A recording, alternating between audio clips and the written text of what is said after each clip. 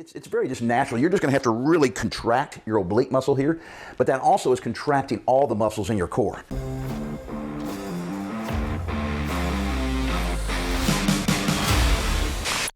Hey guys, Mark McKillier with Live Anabolic, and today I have 4 different exercises for you that are going to target your obliques. So everybody wants those nice, chiseled, defined obliques. You want to get rid of those fluffy love handles, okay? I'm just like you guys. And so I got 4 different exercises I want you all to kind of work in to your routines on a semi-regular basis. You can do this, of course, in addition to your workouts. And I also highly recommend that you do these exercises in between sets of your regular workout, because it's a great way to kind of accomplish something while you're just resting before you do another set. All right, so that's a good way to just kind of work this into your weekly thing. So 4 exercises I'm going to show you, but before I get to those 4 exercises, I want to show you the single most important exercise, by far and away the most important exercise when it comes to building chiseled obliques. Right here, guys, this is the exercise. I want you to practice this.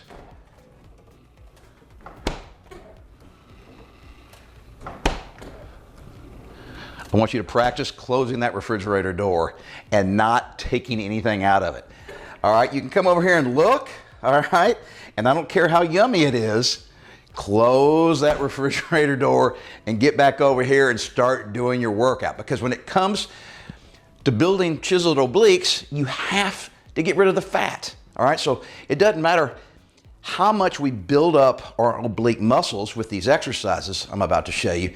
If it's covered in fat, it's totally worthless, all right? So that is far more important than the 4 exercises I'm going to show you. But before we get to those, I want to quickly remind you about a free resource. It's our Facebook group. You know, click the link below this video. It's fantastic. I don't care if you're not into social media, just do it. Create a Facebook account. You don't have to use your own name. You don't have to put any pictures of yourself. You can be totally anonymous. But we have over 16,000 guys in the group, all around the world, exactly like you know, our age, basically.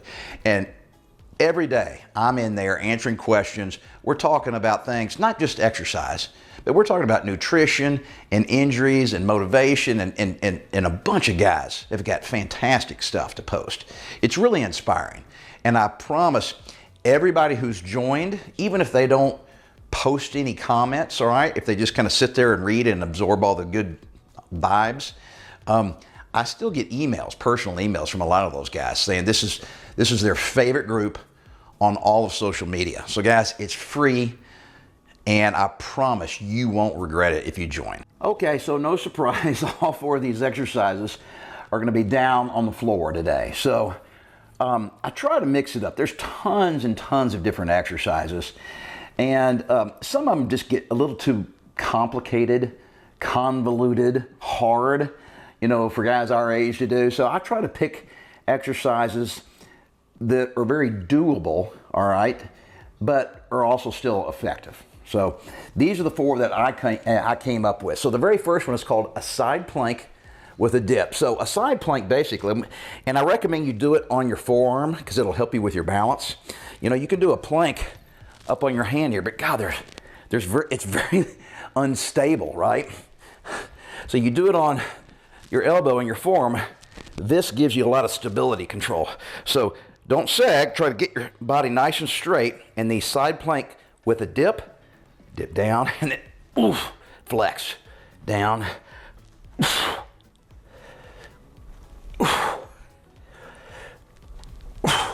Now guys, that's pretty tough. And it's gonna be even tougher for guys that are really overweight. So I'm not having to lift an extra 40 or 50 pounds of fat. So I can imagine how hard it's gonna be for some of you guys. So just do this, all right? Because I want to make these exercises doable for all levels, okay? So use your hand here to help push yourself up, and also to give you some balance and stability control. So if you can't do them with your arm on your thigh, put your arm down here, and you can rest a little bit, and then flex and push. So it's hard to kind of describe. It's very just natural. You're just going to have to really contract your oblique muscle here, but that also is contracting all the muscles in your core. So it's actually harder than it looks. I'm not sure how it comes across on camera, but trust me guys, that's not easy. All right, so exercise number 2 has got a great name. I love exercises with great names. This is called a SpiderMan. There's a couple different ways to do it, but I'm going to show you the way that I think is actually more effective and easier. So we're going to be doing it up on our hands. So you can do a SpiderMan in a plank position like this, or you can do them, you know, down on your elbows. So you guys that are having a tough time doing them the way I show you, up on your hands, you can try doing it down on your elbows, but I'm not sure that's actually going to make it any easier for you. So guys, basically we're just getting into a plank position, a nice wide base here, and then a SpiderMan would be like crawling up the side of a building. He would crawl like this.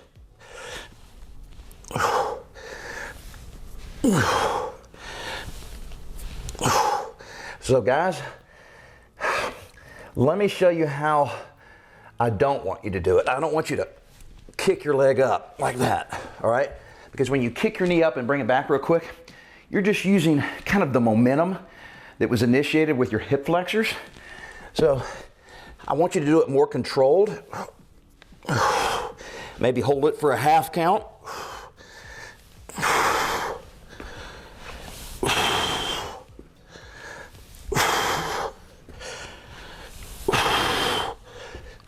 All right, so just like those side planks that I showed you a second ago, this is going to force you to really engage your entire core. So it's your abs and your obliques and your lower back and your glutes, and of course holding yourself up in the air like this on your arms is going to get your triceps and your shoulders involved also. Okay, so the third exercise is kind of my favorite go-to ab exercise, and it's the bicycle cross crunch. So if you watch a lot of my videos, especially when we start talking about abs, you'll probably see me doing this exercise a fair amount. And it's because I think, first of all, it's not so difficult that beginners just can't do it. That's one of the reasons I like it. And then secondly, I just think it's a very effective, all right, exercise. And so even if you're in advanced condition and work out a lot, this exercise is still going to be really effective for you, because you guys can make it a little more difficult by slowing it down and then just doing more reps. All right, so for beginners, you guys just don't have to do as many reps. Just do as many as you can until you get fatigued.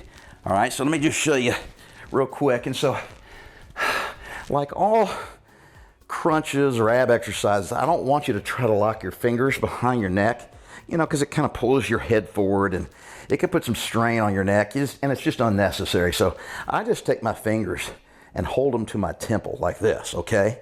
And now we're just going to do some cross crunches. So just,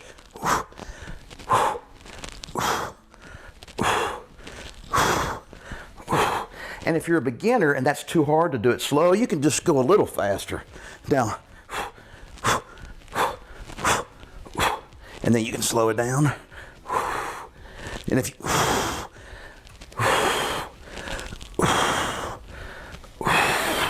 so guys, fantastic exercise. And like I say, it's my go-to ab exercise. And I like to do abs while I'm resting in between sets on a regular workout day. So I don't typically do a dedicated ab workout per se. So let's say I'm, you know, at the gym or even at home and I'm focusing on chest. Well, I might rest a minute and a half or even 2 minutes sometimes between sets. If I'm doing really, really intense sets and I need more rest, well, I don't want to just sit around and do nothing for 2 minutes. So I'll do different ab exercises to kill some time and accomplish something in between those sets while I'm resting. So that's a great way that you can work these different exercises into your weekly schedule without having to actually dedicate any extra time. All right, so the fourth and final exercise today is a crossbody mountain climber. So if you guys are on my Facebook group, And I talked about it earlier, you need to be. A lot of men will say, guys, I need some suggestions because doing jumping jacks or butt kicks or things like that, those type of, stationary cardio exercises just hurt my knees and I just can't do it. What should I do instead? I tell them, do mountain climbers. It's a great cardio exercise and it puts no stress on your knees or your hips, all right? And so that is my kind of go-to cardio suggestion for guys who've got bad knees, all right? So, but this is slightly different. So a mountain climber, guys, we're just kind of coming straight forward and back, and then you can start doing it fast, all right? But that's not hitting your obliques very, very well. So I want to throw a little curveball in here, and I'm gonna have you do cross body mountain climbers. Let me show you. So instead of bringing my knees straight forward, I'm gonna bring them to the other side.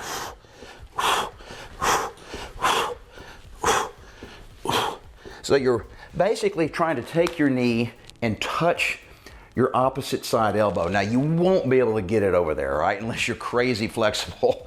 But the goal is to get my left knee over towards my right elbow, and then right knee to the left elbow. And you can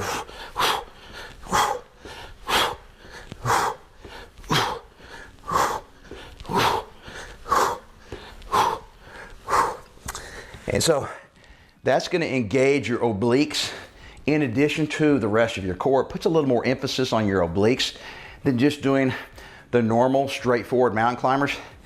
And you heard me breathing there. If I knocked out 20 or 30 of those guys, I'd be out of breath. So that was also a great cardio exercise that you can do in lieu of some of the other exercises in my Fit After 50 program that might aggravate your knees. All right, so 4 great exercises that target your obliques, guys. But remember, the first thing I talked about at the very beginning of this video, guys, and it's that refrigerator over there. Your nutrition is so important.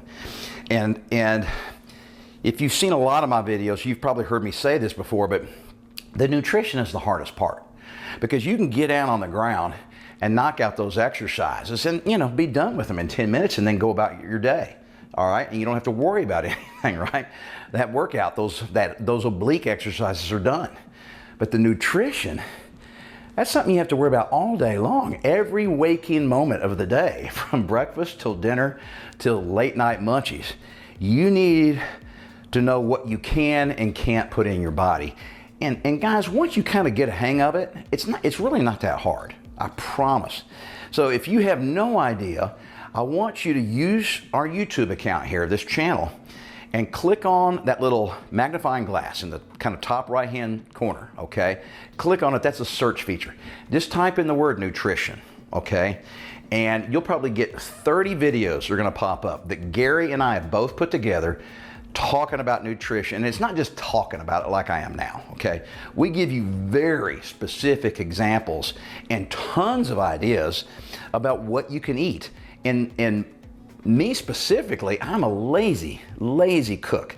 All right, I don't like to cook, I don't like to meal prep, so I've spent years trying to find clever, super easy ways to eat healthy, and you're gonna see that in a lot of my videos. I actually talk about it. So use that search feature, look up our nutrition tips, and use these 4 exercises to develop some nice chiseled oblique abs that are gonna look fantastic after you lose that body fat. And remember, guys, it ain't gonna work overnight, so you gotta stick with it and never give up on yourself.